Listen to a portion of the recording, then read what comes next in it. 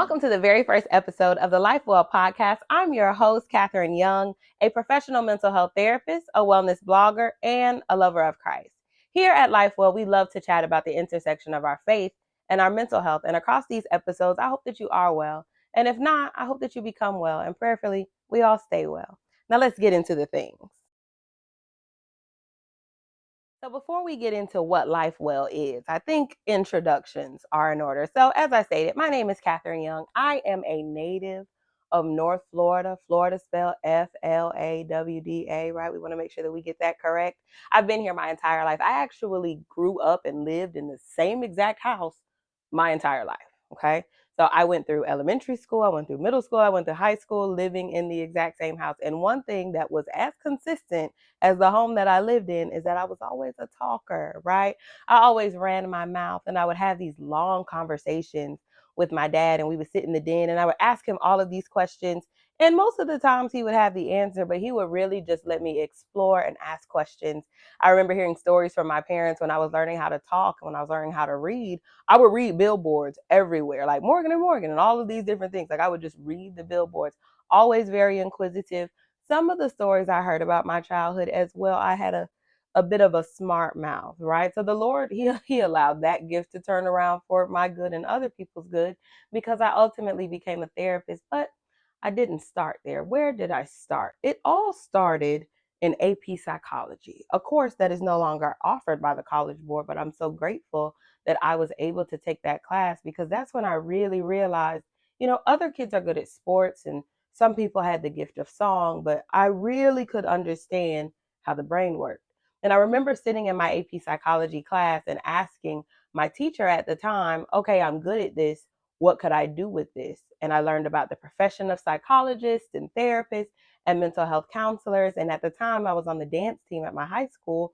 So naturally, I spoke to my guidance counselor about it, because maybe she did the same thing. And come to find out, she did. So I really got interested in the, academic side of psychology right there in high school. But listening to my parents talk about my profession up until this point, I realized I kind of always had a knack for the way that things worked.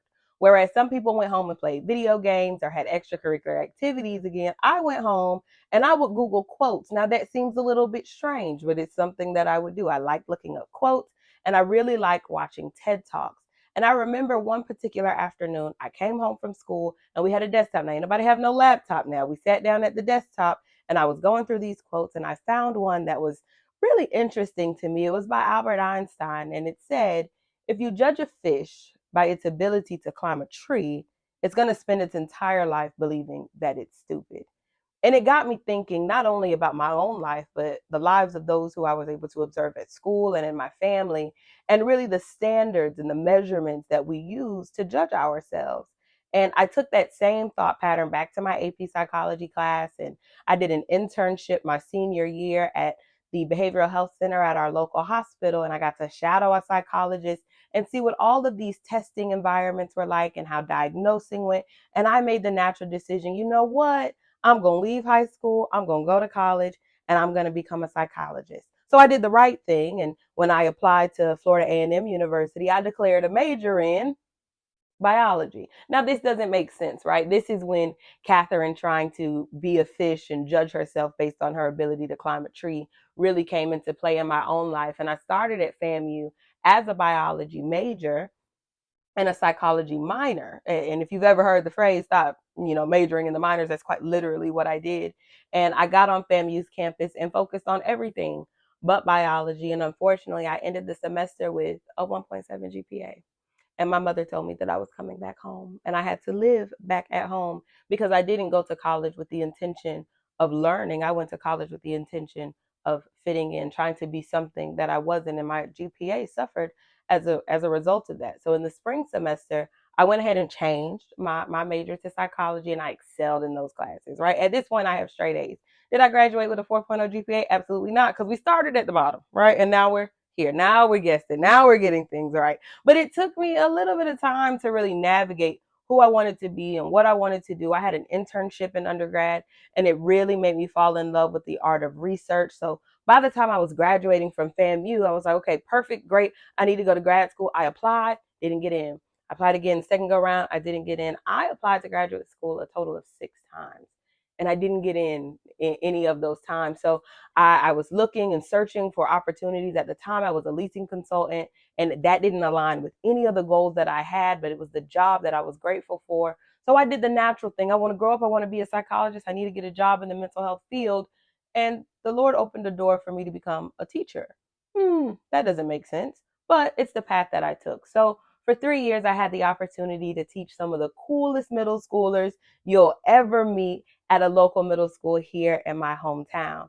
And it was during that time that I realized I really want to be on the other side of some of these barriers that not only these children face, but I came to realize in my early 20s that I faced. I had my own history, my own experiences of what mental health trauma or what depression and what anxiety looked like. And I realized that, yeah, I can help these kids in the classroom, but I keep hitting this wall. I keep hitting this door where I can't get to them in the way that I wanted to. So during the pandemic, I applied to graduate school again. And this time I got in and I got my master's of social work degree in the middle of a pandemic. My first year of grad school was on Zoom completely. It was a very interesting time, but I was so sure about what I wanted to do at that point. Nothing was going to get in the way. So then I had the opportunity to get my first job as a therapist. And there's nothing like actually sitting in front of your first client. I had practicum classes. I read the DSM. I did everything that you needed to do to really understand how mental health shows up in the world. And then I sat down with my first client, and there was no supervisor there. No one is really there to tell you what you're supposed to do. All that knowledge that you read now has to come out because you have a real person in front of you that had a need. I'm finally beyond the door that I always wanted to be beyond, and I'm in here by myself. So with all of the skills that I learned about and all of the things that I learned how to do, I started to realize there's another door here. There's another barrier that I'm not going to be able to get through to because in my belief system, yeah, we can deep breathe, and I love deep breathing. I love coping skills. Don't get me wrong, but there's another person in this equation that's important, and that's Jesus. So the intersection of our faith and our mental health is really where this podcast is going to sit right in between. I am an advocate of everyone going to therapy. I'm an advocate of people who don't believe in therapy giving it one try. I come from a long line of people who believe that what happens in this house stays in this house, but sometimes it's what happens in that house that stays in that house, that stays in our heart and prohibits us from becoming the trueness of what God has called us to be. So it is my hope that from the experiences that I've had up until this point, we're all able to have a healthy conversation about what mental health looks like in the Christian community, in the Black community, in the female community, and ultimately bridge that gap between how we take care of our physical health, our mental health, and our spiritual health. So, the most important thing that I do at my job is something called cognitive behavioral therapy. Simply stated, we're looking at the relationship between our thoughts, our feelings, and our behaviors, and how sometimes our feelings may lead us to have behaviors that do not add value to our life, or sometimes we don't have clarity on our thinking, so it influences our feelings in an unhealthy way, and therefore we have unhealthy behaviors. So when clients come to me in therapy, that's usually where we start, and ultimately we end with either changing the behaviors or having a healthy understanding or coping skill for those feelings. And a wall that I have found that I hit with a lot of clients is that at the end of the day, some coping skills just run out. So originally, when I got the name for this business podcast, I didn't know it was going to be a podcast in the beginning. Let's be completely honest. But the name Life Well, God revealed it to me, and I didn't know exactly what it was going to be. I used the Bible app that most people have on their phone, and I would put little prayers in there. And I remember writing Life Well, and that was it. And I would pray over it, and I didn't know exactly what it was going to be. And recently this summer, the idea of it becoming a podcast and a wellness brand started to reveal itself. So I started doing some research, and I started with the science of it all, right? So I went on the internet and I Googled, like everybody else does, how are wells made? What is a well? Why do people have wells? And what I discovered is that in ancient Israel and a lot of ancient civilizations, they used wells to keep the entire society alive. The livestock needed water. The people needed water. They needed water for food, water for washing clothes, and they had to have access to it. So there's a system in science that they would use to discover where a water table was. So underground, they would have to discover how far down they had to dig in order to strike something called a water table.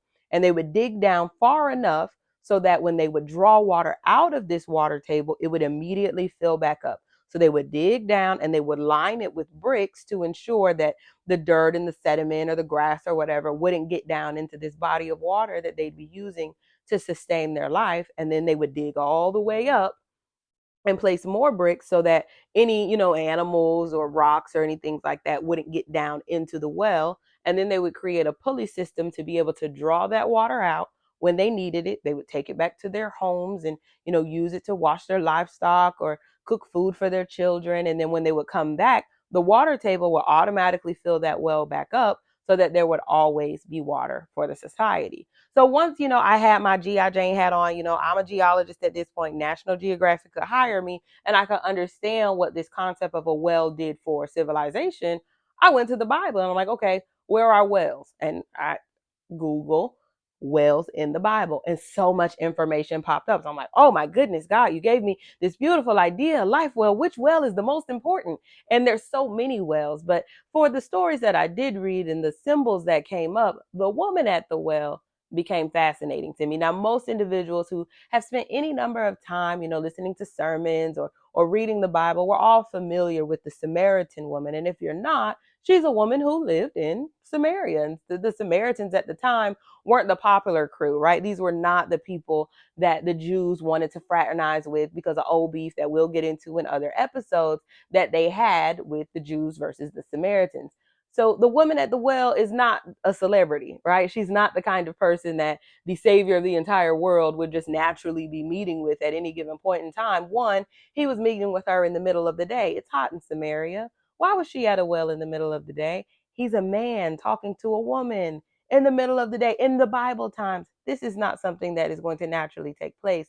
So for the first time, now I'm reading this story from the perspective of the Samaritan woman, just simply as a woman, right? She has needs, she has a history, she has pain, she has troubles, and the Messiah, the savior of the entire world, has found his way in Samaria to wait on her at this well. And if you've heard this story before, you'll know that the Samaritan woman was at the well in the middle of the day, likely because she didn't want to be bothered with everyone else who was there in the beginning of the day when it wasn't so hot. She wanted to be there by herself. She made a decision to isolate herself based on the experiences that she had had up until this point. See, the Samaritan woman had 5 husbands, and Jesus knew that.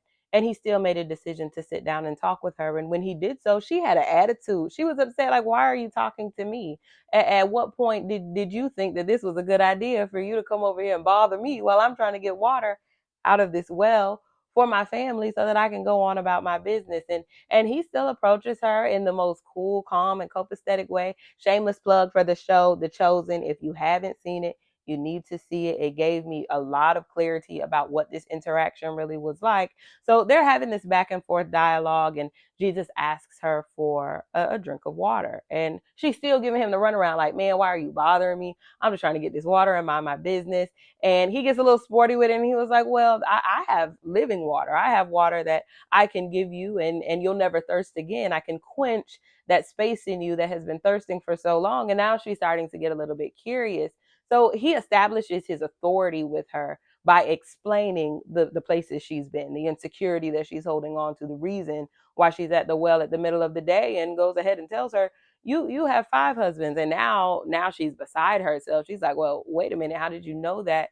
And ultimately the story ends with her being enlightened about the glory of God and the Messiah, and she believes that he is the one who has come to change everything about the way that the Samaritans have been living. But the first thing he had to do was strike a place in her that she had tried to keep hidden for so long, much like the water table that is hidden beneath the very well that they met at. And it is my belief that most people avoid therapy because they don't like the demand that it puts on their vulnerability. But it was her vulnerability that allowed her to have access to the living water in the first place. You see, much like building the well, Jesus had to go down deep enough into a place in her where she would acknowledge that he was really the Messiah. There's no way he could have known that about her if he wasn't. And therapy gives us an opportunity to be able to dig down into the wells of our own pain and our own trauma. And something that I hear so often from clients or friends and people I've known in my life about therapy, they say, well, there's nothing wrong with me. And I agree. Everyone isn't in therapy because they have a mental illness, but everyone has mental health. Everyone has a mind and a body that needs to be taken care of. And unlike the Samaritan woman, you may not have five husbands, and I support you in that. That's 100% a good idea. But you may have childhood trauma, right? You may have had an experience in elementary school where somebody bullied you. You may have been born to alcoholic parents. You may have been abused as a child, and that is something that needs to be drawn out, right? So that when this water fills back up the next time somebody draws from you, they can draw something that's pure. They can draw something that is the authenticity of who you are and not just a representation of the things that have happened to you. And it is my belief that right at that intersection of where we care for our body, we also care for our mind, and we can care for our spirit. And Jesus meets us in the middle of all of that. He has the ultimate resource that we need so that we don't thirst again. And everyone has a thirst. People love to tell me I don't have no mental illness, so I don't need to be in therapy. But have you ever been thirsty before? Have you ever had a need before? And no matter how hard you try, no matter how many things you try to replace with that thirst, it just doesn't get quenched. Jesus is the one thing that meets that need. And you can trust me, not because I'm a therapist, but because I've tried him for myself. You'll learn in later episodes throughout the different seasons the things that I've been through. But one thing I know for sure is that if it had not been for the Lord who was on my side, I could say, as the old people say, I don't know where I'd be. And if I could add on just a little bit to that, I got some ideas about where I would have ended up. So as a therapist, I advocate for using our faith as a coping skill, right? Using scripture as affirmation into the identity of who we are and the potential of who we can be, not on our own, but through Christ. All right, so let's dig a little bit deeper. So we have the woman at the well, right? She has five husbands, and we can go ahead and decide that those husbands aren't her husbands, right? She has gone out of her way to acquire a relationship with individuals who are already in a marriage, and we can judge her. We can get real self-righteous and say, well, I would never have five husbands. I surely there's nothing that I would do. I don't relate to the Samaritan woman at all because that's not the way that I live my life, but I have some sympathy for her. Is that fair? Can we have a little compassion for the woman at the well? Even though she had five husbands, she was out here living, but she wasn't living authentically. She was trying to ascribe to an identity that would give her status, that would give her opportunities, because back in those days, to have a husband was to have prosperity and posterity, and she had no man, and to her that meant she had nothing. And we can have a little bit of sympathy for her because, okay, let's say you don't have five husbands, but I can say that I've been in a situation where I've looked to my right and my left and seen what other people have had and tried to create an identity based on that desire, that want. This is how people get to the space that I want to be. This is how people have access and resources, and I want the same thing. You see, I have compassion for the woman at the well because although she was doing things in a way she shouldn't have been doing, she had a thirst and she was trying her best based on what she had and the knowledge that she could access to have prosperity and posterity. And I've been in the same situation. I went through all throughout high school, and all my friends were athletes or they had some major gift or talent, and I was looking for something that I was good at. So I became so and so's girlfriend, and I got to FAMU. And if all my rattlers out there, you already know if you could make it through FAMU, you can make it through anything. But I wasn't quite sure what I would be. See, I didn't pledge and I didn't do student government. I wasn't necessarily the most popular person on campus. I became the most popular people on campus's friend. I was so and so's best friend. Oh, that's that girl that's always with so and so. And I was looking to my left and my right, looking for an identity. And I didn't start looking in Christ until I was much older. And then I got into a relationship, and that relationship defined my entire life. It became everything about who I was and who my friends were and what I did on Monday nights and who I was with on Friday nights. It consumed my entire identity. And much like the woman at the well, without it, I wasn't quite sure what I would be. So I have sympathy for the woman at the well. Now I could be honest. I'm with you. I don't have five husbands either, but she did the best she could with what she had at the time. What are you doing the best you can with what you have? Some people ascribe to becoming someone, something like I did. Some people ascribe to drugs and alcohol. Some people subscribe to a belief system that is so far from what they were raised in because they're looking for an identity outside of themselves, when the truth is our identity comes from Christ. So we can judge her if you want, but as long as we take that opportunity to look inward and say, I got thirsty too, and I did some things to quench my thirst that I'm not proud of. And desperate times sometimes calls for desperate measures. And we get to the end of our desperation and we're not proud of who we are. The woman at the well wasn't proud, but once she got an encounter with Jesus, she had the confidence to go out and tell the very people that she was afraid of the most the change that had happened in her heart. And I hope to do the same. I had an encounter with the Lord this summer that really sparked a change in who I can be, who I think the Lord has made decisions about who I am. And just like the Samaritan woman, I'm excited to share it with you. So here we have LifeWell, a resource for mental health, for your faith, for navigating life as a woman, as a millennial, as whatever you are when you come in contact with this podcast. And it is my hope, like I said in the beginning, that it finds you well. And if it doesn't, I hope that you become well as you watch. And if you encourage yourself to go to therapy and encourage your friends to go to therapy, and in the process, I really do hope that we all stay well. So I'm Catherine, and this is the Life Well Podcast.